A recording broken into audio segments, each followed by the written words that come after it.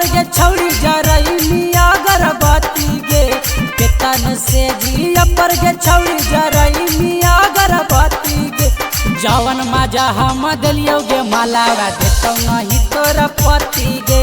जवन मजा हम दिलियो गे मालावा देतौ नहीं तोरा पति गे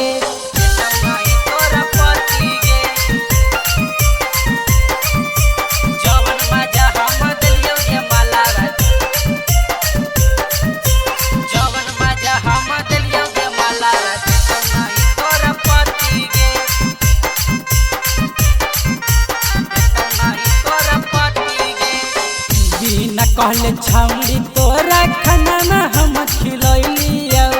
अरु सहनी जावा जावा तोरा हम मनैलियो बड़ी पछतैली गे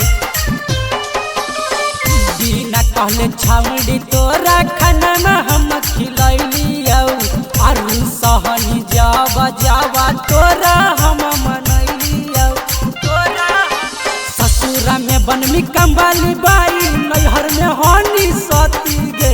ससुरा में बनमी कंबाली बाई नैहर में होनी सती गे आगे जवन मजा हम दिलियो गे मालावा देतौ नहीं तोरा पति गे आगे जवन मजा हम दिलियो गे मालावा देतौ नहीं तोरा पति गे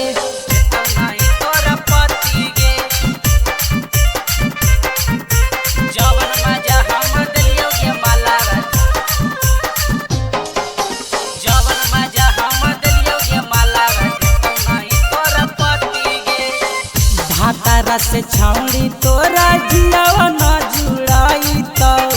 जब जब कननी तोरा याद हमरे आई तो हे गे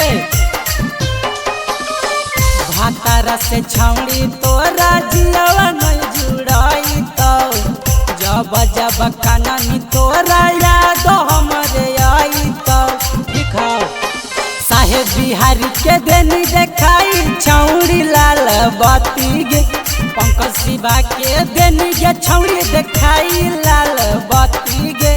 जवन मजा हम दिलियो गे मालावा देतौ नहीं तोरा पति गे आगे जवन मजा हम दिलियो गे मालावा देतौ नहीं तोरा पति गे बुझली गे। सवेरा फिल्म्स रिकॉर्डिंग स्टूडियो शाहपुर चौक देवन।